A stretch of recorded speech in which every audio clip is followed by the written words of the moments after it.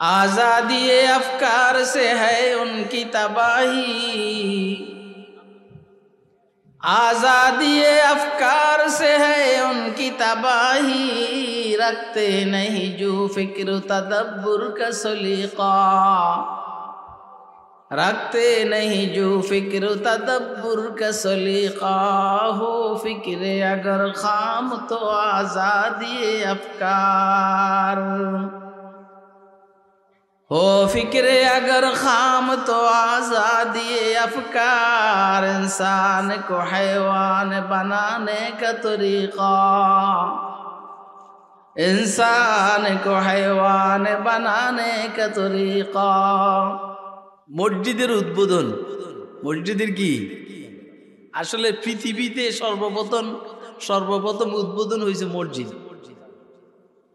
কথা কয় না? সর্বপ্রথম উদ্বোধন হয়েছে কি, মানে আল্লাহ সর্বপ্রথম মসজিদ বানাইছে। ইন্না আউওয়ালা বাইতিন উযিআ লিন-নাস লাল্লাযী বিবাক্কাতা মুবারাকান ওয়া হুদাল লিল আলামিন। এই আয়াতের অর্থ হইল নিশ্চয় সর্বপ্রথম ঘর যেটা মানুষের কল্যাণের জন্য রাখা হয়েছে, মানুষের কল্যাণের জন্য, মুসলমানদের কল্যাণের জন্য না, মানুষের কল্যাণের জন্য রাখা হয়েছে। যেই ঘর সর্বপ্রথম সেটা হইল মসজিদ। বাইতুল্লাহ মক্কায় অবস্থিত। এই জন্য আমি বলে থাকি যে এই কোন হাউজিং এর উদ্বোধন হবে মসজিদ দিয়া। কথা কয় বুঝেননি কথা? যে এই কোন হাউজিং এর উদ্বোধন হবে কি দিয়া?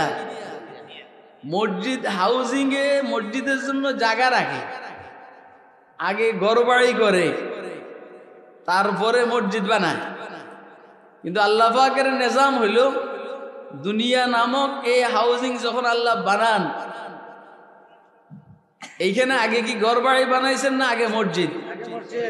এই জন্য আমাদেরও আগে কি হওয়া দরকার ছিল, দেরিতে হইলেও হয়েছে। এই জন্য হাকিমুল ইসলাম হযরত কারি তৈয়ব সাহেব রহমতুল্লাহ আলাইহি বলেন, বাইতুল্লাহ শরীফ আউয়ালে আলম, বাইতুল্লাহ শরীফ আওসাতে আলম, বাইতুল্লাহ শরীফ মারকাজে আলম। কথা কয় না? বাইতুল্লাহ শরীফ আওসাতে আলম। বাইতুল্লাহ শরীফ পৃথিবীর প্রথম ঘর। বাইতুল্লাহ শরীফ পৃথিবীর মিডলে। বাইতুল্লাহ শরীফ বলেন না পৃথিবীর প্রথম, পৃথিবীর মিডলে, পৃথিবীর মার্কাজে, পৃথিবীর সবচেয়ে দামি ঘর। এই জন্য সাইয়েদনা হযরত আব্দুল্লাহ ইবনে আব্বাস রাদিয়াল্লাহু তাআলা আনহুমা বলছেন, ইয়া আহলা মক্কা আনতুম ফি ওয়াসাতিন মিনাল আরদি, এ মক্কাওয়ালারা তোমরা পৃথিবীর মিডলে আছো। সুবহানাল্লাহ বলেন না? এ মক্কাওয়ালারা তোমরা পৃথিবীর মিডলে আছো। এইখান থেকে আমি বলবো যে হুজুর আকরাম সাল্লাল্লাহু আলাইহি সাল্লামকে আল্লাহ পৃথিবীর অন্য কোনো প্রান্তে প্রেরণ করেন নাই, মিডলে প্রেরণ করেছেন, যখন যেন এইখান থেকে হেদায়েতের ঢেউ সারা দুনিয়াতে সমান তালে চলে। সুবহানাল্লাহ কর না? আর বাইতুল্লাহকেও এইখানে রাখছেন পৃথিবীর মিডলে, যেন এই বরকত আর হেদায়েত এইখান থেকে সমান তালে সারা ওয়ার্ল্ডে চলে। আপনারা লক্ষ্য করছেন যখন একটা ঢিল পুকুরের মাঝখানে নিক্ষেপ করা হয় তখন চতুর্দিকে সমান তালে ঢেউ যায়। আর যদি এক সাইডে ঢিল নিক্ষেপ করা হয় তাহলে দেখা যায় আশেপাশে তাড়াতাড়ি ঢেউ পৌঁছে যায়, অন্য সাইডে ঢেউ পৌঁছতে দেরি হয়। কথা কি আপনারা বুঝতেছেন? হ্যাঁ, শেষ পর্যন্ত এই দুনিয়াতে আস্তে আস্তে সাইয়েদনা হযরত ইব্রাহিম আলাইহিস সালাম বাইতুল্লাহ নির্মাণ করেছেন। নির্মাণ করার পরে কিছু পাথর নাকি বাকি ছিল, সাইয়েদনা ইব্রাহিম আলাইহিস সালাম এগুলা আল্লাহর নাম নিয়া সারা দুনিয়াতে নিক্ষেপ করছেন, যেটা যেইখানে পৌঁছছে সেইখানে কিয়ামত পর্যন্ত একটা না একটা মসজিদ হবেই।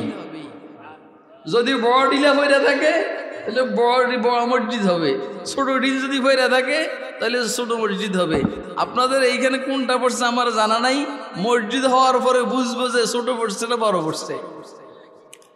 আপনারা কি আমার কথা বুঝতেছেন? কে কে বুঝতেছেন হাত তুলে দেখান তো মেহরবানি করে। আরেকটা জরুরি কথা বলি, সারা পৃথিবীর মসজিদগুলা তাদের মুসল্লিদেরকে নিয়া কিয়ামতের ময়দানে বয়তুল্লাহ শরীফের নেতৃত্বে ইনশাআল্লাহ জান্নাতে ঢুকে যাবে। সুবহানাল্লাহ কোন জোরে? কই ঢুকবো কারে নিয়া? যে মুসল্লি সোরা মসজিদে ঠিকমতো নামাজ পড়ে নাই, এরে নিয়ে মসজিদে বয়তুল্লাহ শরীফের নেতৃত্বে জান্নাতে ঢুকবো। জান্নাতে ঢুকতে কার কার মনে চায় হাত তুলে দেখার মেহরবানি করে। তাহলে জান্নাতে ঢুকতে হইলে সম্পর্ক রাখতে হবে কিসের সাথে? বলেন কার কিসের সাথে? আল্লাহ আমাদেরকে মসজিদের সাথে সম্পর্ক রাখার তৌফিক দান করুন। আমিন বলেন, আমিন বলেন। এক ওয়াক্তের সম্পর্ক না 5 ওয়াক্তের সম্পর্ক। অনেক টাইমে জুমার দিনের সম্পর্ক হয়, অনেক টাইমে ঈদের নামাজের সম্পর্ক হয়, বাকি 5 ওয়াক্তের সম্পর্ক হয় না। আল্লাহ আমাদেরকে 5 ওয়াক্ত মসজিদের সাথে সম্পর্ক রাখার তৌফিক দান করুন। আমিন বলেন, আমিন বলেন। হুজুর সাল্লাল্লাহু আলাইহি ওয়াসাল্লামকে এক ইহুদি পণ্ডিত এসে জিজ্ঞেস করছে, আবুল কাসেম বলো তো পৃথিবীর দামি জায়গা কোনটি? হুজুর আকরাম সাল্লাল্লাহু আলাইহি ওয়াসাল্লাম বললেন, আচ্ছা জিবরাইল আসুক, আমি জিবরাইলকে জিজ্ঞেস করে বলবো। কারে? আমাদেরকে তো জিজ্ঞেস করলে আমরা কোরআন শরীফ দেখে হাদিস শরীফ দেখে বলি। হুজুরকে জিজ্ঞেস করলে হুজুর কোরআন শরীফ দেখতেন না হাদিস শরীফ দেখতেন না আল্লাহর কাছে যাইতেন? কার মাধ্যমে? বলেন কার মাধ্যমে? জিবরাইল আলাইহিস সালাম আসলেন, হুজুর সাল্লাল্লাহু আলাইহি ওয়াসাল্লাম জিবরাইলকে বললেন, ভাই পৃথিবীর দামি জায়গা কোনটি একটু বলো তো। জিবরাইল বললেন, আচ্ছা রাখেন, আমি একটু আল্লাহরে জিজ্ঞেস করে আসি। কারে? জিবরাইলে জিজ্ঞেস করার পরে জিবরাইল বলছেন, আমি আল্লাহরে জিজ্ঞেস করে আসি। জিবরাইল গেলেন, আল্লাহকে জিজ্ঞেস করে আসলেন। পরে হুজুর সাল্লাল্লাহু আলাইহি ওয়াসাল্লাম জিবরাইলকে জিজ্ঞেস করলেন, আল্লাহ কি বলছেন? জিবরাইল এসে বললেন, আমি আজকে এই প্রশ্নের উত্তর জানার জন্য আল্লাহ পাকের এত নিকটে গেছি, জীবনে এত নিকটে যাইনি। কত নিকটে গেছ? হযরত জিবরাইল আলাইহিস সালাম বললেন, এত নিকটে গেছি আমার মধ্যে আর আল্লাহর মধ্যে 70,000 নূরের পর্দার ব্যবধান ছিল। অনেক নিকটে গেছে, 70,000 নূরের পর্দার ব্যবধান। উলামায়ে কেরাম বলছেন, এক এক নূরের পর্দা পুরো হবে, মোটা হবে 500 বছরের রাস্তা। সেই হিসেবে 70,000 নূরের পর্দার পুরো হবে 35,000 বছরের রাস্তা। কত হাজার বছরের রাস্তা? 35,000 বছরের রাস্তা। এত দূরে, তাও জিবরাইল বলছেন আমি জীবনের প্রথম আল্লাহর এত নিকটে গেছি। আপনারা কি আমার ওয়াজ বুঝতে আছেন? কে কে বুঝতে আছেন হাত তুলে দেখান তো। যারা বুঝবো না এরা আগে বাগছে, কথা কয় না। আর এগুলো কি ভালো লাগেনি? যা হোক আলহামদুলিল্লাহ, অসুবিধা নেই। তো কি হয়েছে দেখেন, জিবরাইল আলাইহিস সালাম আল্লাহর সবচেয়ে নিকটে গেলেন 35,000 বছরের দূরত্ব। 35,000 বছর হাইটা কেমনে? এটা কর না, সাহস থাকলে কেউ বলেন। হ্যাঁ কি? আমি কোন কিতাবের মধ্যে পাই নাই। আমি আমার উস্তাদ মুহাদ্দিস ওলিউল্লাহ হুসাইনি রহমতুল্লাহ আলাইহি উজানি মাদ্রাসায় জিনার কাছে বুখারী শরীফ পড়ছি, ওনার কাছের থেকে শুনছি। বিজ্ঞানের প্রযুক্তিতে কিয়ামতের পূর্ব মুহূর্ত পর্যন্ত চেষ্টা করার পরে বিজ্ঞানীরা যে দ্রুত গতি সম্পূর্ণ রকেট তৈরি করবে, সেটাতে 500 বছরের দূরত্ব। সেই হিসাবে 35,000 বছরের দূরত্ব। আর কেউ কেউ বলছেন আলোর গতিতে 35,000 বছরের দূরত্ব। আর বাস্তবতা হইলো আল্লাহ জানেন। কে জানেন? কিন্তু মুমিনকে আল্লাহ এমন রুহানি শক্তি দান করছেন, মুমিন প্রতিনিয়ত প্রতি মুহূর্ত রব্বে করিমের দরবার পর্যন্ত পৌঁছতে পারে। সুবহানাল্লাহ করেন না? এই জন্যই তো আনতাবুদাল্লাহ কান্নাকা তারাহু ফাইল্লাম তাকুন তারাহু ফাইন্নাহু ইয়ারাকা। তুমি আল্লাহর ইবাদত এভাবে করো যেমন কি তুমি আল্লাহকে দেখতেছো। সুবহানাল্লাহ।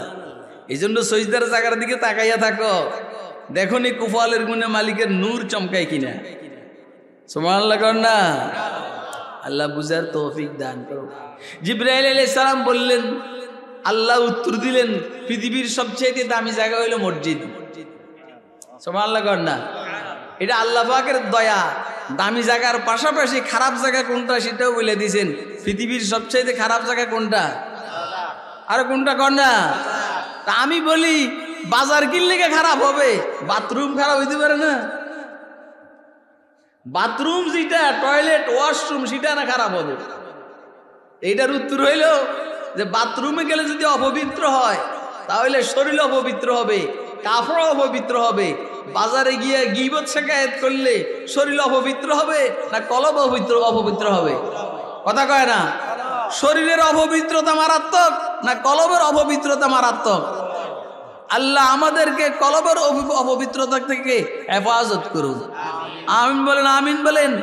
এই জন্য বাজারে যারা ব্যবসা করে এদের মধ্যে দুই ধরনের মানুষ। এক ধরনের মানুষের হাসর হবে নবীদের সাথে, সিদ্দিকদের সাথে, শুহাদাদের সাথে। আর তাজিরুস সাদুকুল আমিন মান নবিয়্যিন ওয়াস সিদ্দিকিন ওয়াস শুহাদা ওয়াস সালিহিন। সত্যবাদী, আমানতদার, ন্যায়পরায়ণ ব্যবসায়ী, তার হাসর হবে নবীর সাথে, সিদ্দিকের সাথে, শুহাদাদের সাথে। আর আরো হাদিসে আছে, আত-তুজ্জার ইউশারুনা ইয়াউমাল কিয়ামাতি ফুজ্জারা ইল্লা মান ইত্তাকা ওয়া বাররা ওয়া সাদাকা। কয় যে ব্যবসায়ীর হাসর হবে ফাজির ফাসিকের সাথে। যে ব্যবসায়ী ব্যবসার মধ্যে দুই নম্বরই করে তার হাসর হবে টাউটের সাথে, বাটপার সাথে, গুনাহগারের সাথে। মগর যে মুত্তাকি হবে, যে নেককার হবে আর যে সত্য কথা বলবে তার হাসর হবে নবীর সাথে, সিদ্দিকের সাথে, শুহাদাদের সাথে।